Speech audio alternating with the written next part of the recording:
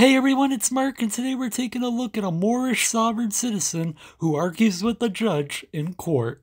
Let's roll the video. And Cheyenne M. Pushamurel, would you state your name for the record, please? Your attribute for the record, please.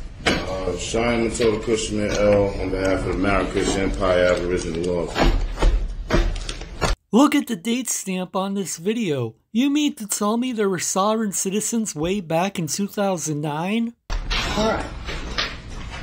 I want to ask you a couple of questions, please.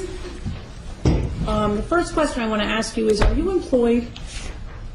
Objection, ma'am. This hearing is supposed to be about jurisdiction.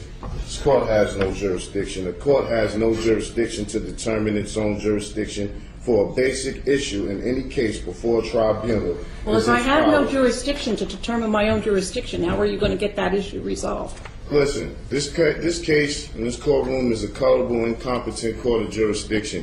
You can't, according to federal case law, you can't set another hearing to reach and determine your own jurisdiction. As I've stated for the record plenty of times, I'm only handling threat, duress, and coercion, and because the prosecution falsely holds my property, and I'm here to clarify that matter. Other than that, I'm here under threat, duress, and coercion. It is completely against federal case law. It has power to act, and the court must have the authority to decide that question in the first instance. That's Rescue versus Municipal Court of Los Angeles.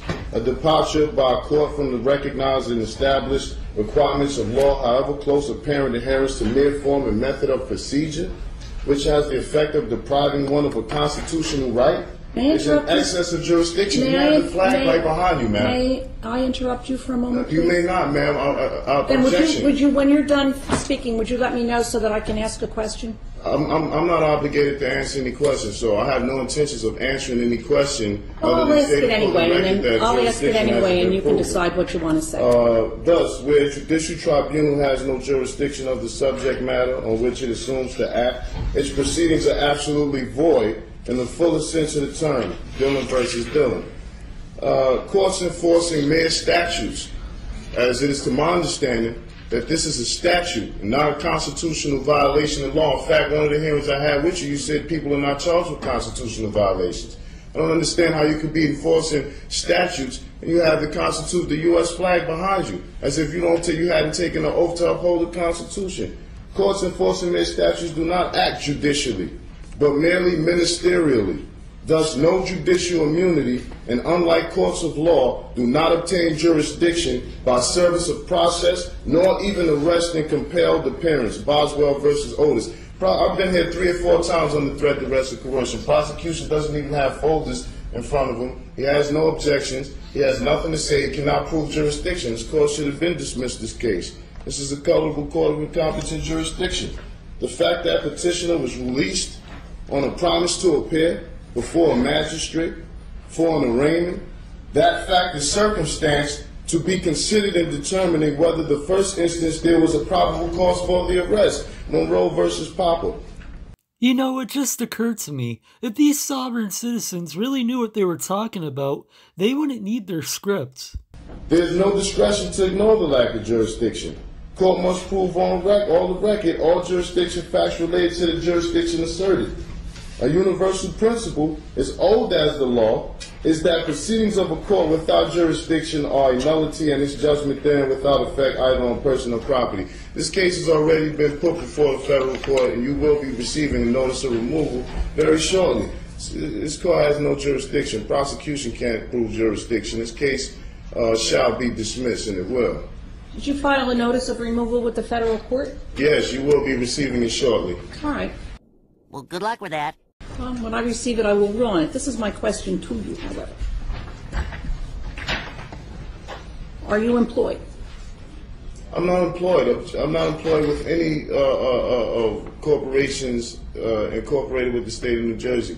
Are you employed with any corporation that's incorporated outside of the state of New Jersey? Objection. I'm not here to answer questions about my employment. The last time I was made aware of this was supposed to be about whether this court has jurisdiction, and clearly it doesn't. A question about employment has nothing to do with whether this court has jurisdiction, so I'm not obligated to answer those questions. And I shall not be answering any more of those questions that are not pertaining to jurisdictional facts. Well, this is my question to you. I asked it before. If your position is that this court has no jurisdiction to determine its own jurisdiction. Objection, man. That is not my ruling. That is not my holding. I've given you the federal case law regarding such. Maybe you can take some time out that you need to do to recheck that, but that's what the case law says. It's not what I said. Well, I do have jurisdiction over you. Number one, you're here in my courtroom. Objection, Number ma'am. two, You do not have jurisdiction over me. I'm here by way of threat, duress, and coercion. The federal case law stipulates already that compelled appearance and arrest warrants doesn't give a minister acting ministerially and not judicially enforcing their statute's jurisdiction. That's incorrect and false. You do not have jurisdiction because I'm here. You've told me before when I was here that you would lock me up if I didn't come, which was threat, duress, and coercion. But according to your logic, the judge doesn't have any jurisdiction, so therefore she can't lock you up. So why even bother coming to court in the first place? I think that you misstate what I told you. Objection, ma'am. I have not misstated. I have the videos. I have it on repeat 24/7. I've seen you say it. I don't recall that I said I would lock you up. Well, objection, ma'am. That's on the record. Well, you can object all that you want, sir. And I will continue to have a difference of opinion about that. All right. Well, we'll continue with today's proceedings then. And I certainly appreciate the courtesy that you extend to me. All right, Mr. Walker, I know that you're here. Yes. You wish to be heard, sir? Your Honor, I have Kevin Walker appearing on behalf of the Office of the Public Defender. We did receive after the last hearing a court order directing the Office of the Public Defender to represent this defendant.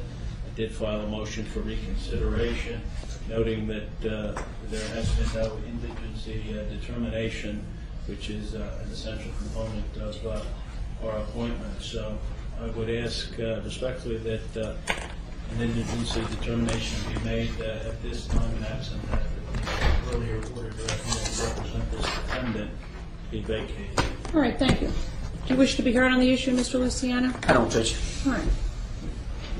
I have inquired of Cheyenne Mutada Kushamirel concerning his employment. He tells me he is not employed in the state of New Jersey by any corporation, and therefore I determine that he does not have the present ability to pay for counsel to proceed in this matter. Objection, ma'am. I don't know this gentleman. I haven't made any contracts with the Public Defender's Office. I don't know what that was an attempt to do, but he does not have the authority to speak for me. Of course he doesn't want a lawyer, because why would he? He who represents himself is a fool. So I would appreciate it if any non-identified parties determining to act on my behalf first fill out an IRS Form 56 and notify the IRS that they're acting in some sort of fiduciary capacity. All right. Let's talk about the issue of, Mr. Walker, I want to talk about the issue of jurisdiction. One of the issues that has been raised in this case and has been raised over and over again that really needs to be determined before we can proceed with it is with regard to jurisdiction. I have received, it was filed with the court, it was received in my chambers on January 7th. I'm not exactly sure if it was filed downstairs on a different day, something that has been entitled a non-negotiable affidavit of fact to dismiss with prejudice for lack of personam jurisdiction, lack of discovery, and lack of an injured party. It purports to raise the issue before the court of lack of jurisdiction with regard to Cheyenne Mutada Kushamir L. Despite what Cheyenne Mutada Kushamir L says, this is not an application to the court to dismiss anything with anything. There are certain ways, as you are aware, Mr. Walker, to bring issues before the court.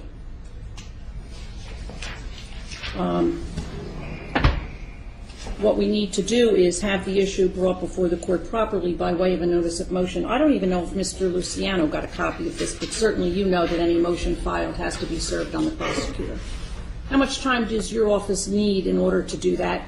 And did you receive a copy of this? Judge, I have not received a copy of that, and before I address that issue, I would respectfully request that you inquire into this defendant's assets to see whether he has a present ability to retain private counsel. Well, he tells me he isn't employed by a corporation, so... Objection.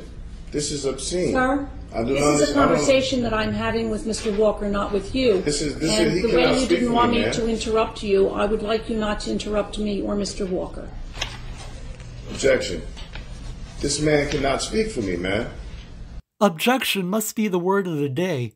He really thinks that he's smarter than everybody else and is so smart that he doesn't need a lawyer.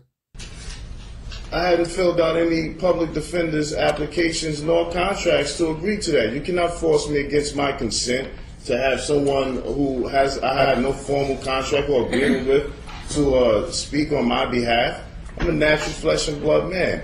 I don't have to have, yes ma'am. I do not have to have an attorney at law, a colorable attorney at law, de facto attorney at law, propose or purport to speak for me in any regards to these matters at hand. Let's see.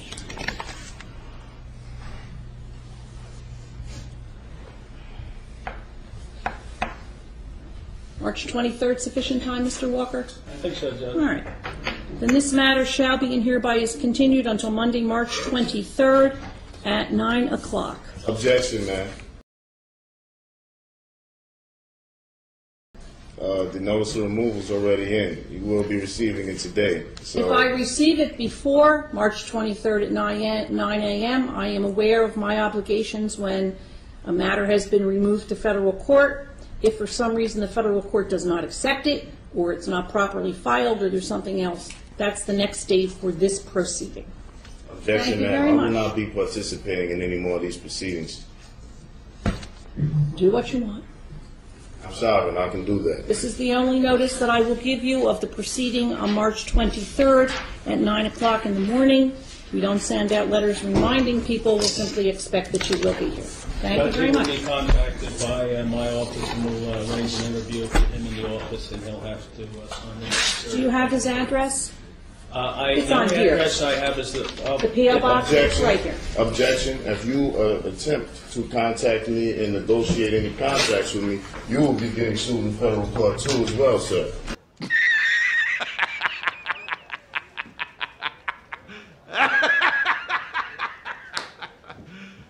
You serious?